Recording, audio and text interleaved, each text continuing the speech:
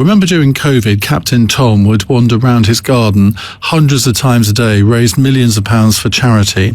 Well, obviously that kind of belief didn't run in his family.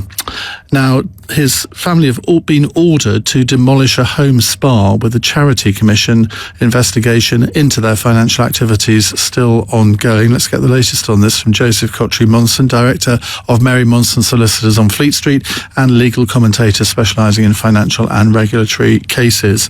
Then very, very good evening, Joseph. They're not the first ones to have had to demolish a building, but just give us the whole background to this. No, and good evening, Iain. What a shame. You've summarised, first of all, the extent to which it was heartwarming. I think Tom Swarbrick was pointing out it was the most heartwarming story of the last 100 years, according to one poll. They've now become Iain Dale's least favourite family. They flew too close to the sun. They fell towards the earth and into their own swimming pool. Yeah, an initial planning application made in August 2021, but a further application made for retrospective extra permission because an original unit which involved urgent housing of Captain Tom memorabilia and urgent need for presentations to be made to do with the Captain Tom Foundation. This wasn't made by the charity, it was made by the Ingrams in respect of their own personal home. That turns into, from an L-shaped building, according to the Bedfordshire County Council plans, which I've read so you don't have to, into a U-shaped building that involves a spa now and a swimming pool. Now, I should say this. Retrospective planning applications, when you do something that is within the local planning rules and kind of sympathetic with what's going on locally, is not necessarily a bad thing. It's a risky thing, but if something is still within the rules, then planning permission should still be a formality. You're playing a risk, but of course it was that introduction, wasn't it, of the use of the words, those magic words for so many of us, of Captain Tom, those power words, one might think, for somebody making such an application. And of course, halfway between the date of the initial application, the bona fide, the straightforward, the common or garden, shall we call it, application, and the extended leisure application a year later, in January 2022, we have the announcement of a charity commission investigation. That is the warning, isn't it? Isn't that the point at which you know that there are eyes all around the world? £38 million raised, heart of the nation, all of that stuff. You know, the eyes of the country are on you. And isn't this a country where we're looking sometimes for somebody to fall where they've reached the heights somewhat?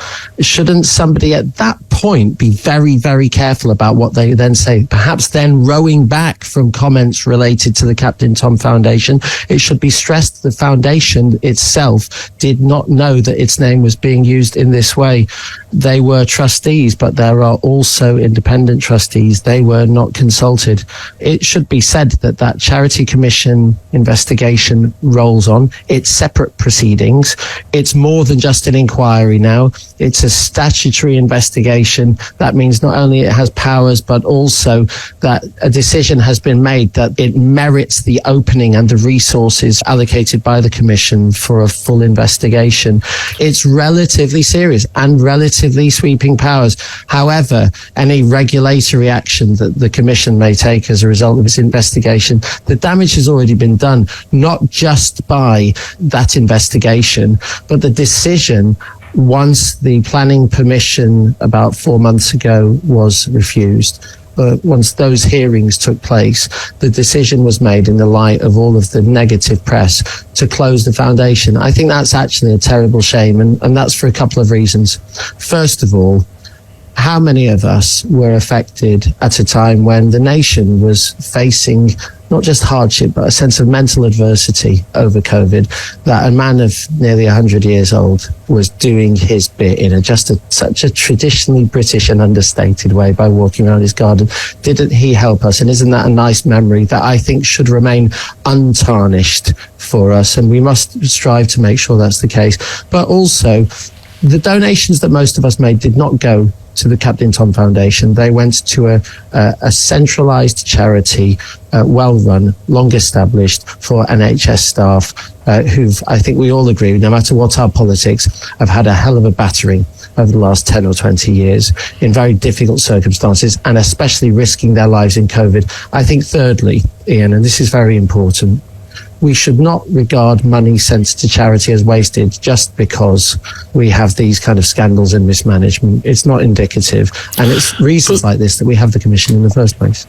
I'll be careful how I put this. You're the lawyer, I'm not. But certainly a lot of people reading the press coverage of this, they are under the impression that basically finances were taken out of the charity for the benefit of the family. Now, that's the allegation. Is that what the Charity Commission are investigating? It's much more nuanced than that, I have to say. We're talking about what looks like significant marketing fees of over £100,000. £100,000 sounds like a massive amount of money, and it is, okay? In the context of a charity, however, that is managing funds potentially of millions, not 38 million. We've explained why that figure is not the same. But it may well be that represented, Iain, value for money. I'm not in a position to say that, and I'd be loath to prejudge it. However, the decision making for the process by which the decision was made to allocate those funds was not ring fenced. It wasn't carried out, that decision. It wasn't made by somebody within the trust who wasn't a family member. It wasn't made only by the independent trustees that they've now put in place. And of course, not everybody knows when you're a first-time charity holder that you have to have that. One might think it's common sense. They should have been more careful. They flew too high. It's worked out terribly. I think that we should stop short of thinking that it's necessarily criminality or maybe even dishonest. It could just be terribly ham-fisted, full of hubris and rather thick. Okay, Joseph, thank you. That's Joseph Kotrie-Monson there, a director of Monson Solicitors.